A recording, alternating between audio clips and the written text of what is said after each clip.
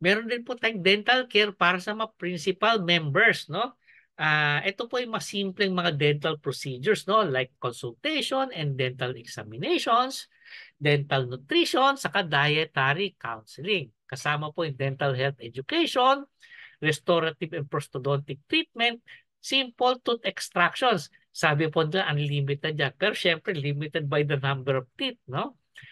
Meron din po tayo unlimited na temporary filling as needed, annual prophylaxis. Ito po yung mga mild cases only, no? So, lilinisin yung ipin, pero hindi naman po pag kulay itim na yung ipin, ano? So, yung mga professional cleaning ng dentist para talagang malinis na malinis yung ating ipin.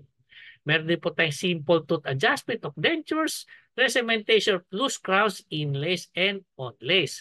Ngayon, ito po standard na free dental benefits ng mga HMO na nag-offer ng dental care benefits.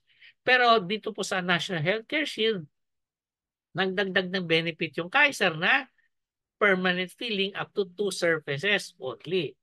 Ngayon, kung alam nyo po, yung permanent filling, medyo may kamahalan po yan. No? Ako, nung nagpa-permanent filling ako sa dentist ko, yung aking HMO po, hindi covered yung permanent filling, inabot po ko ng 3,500 bawat ipin. No?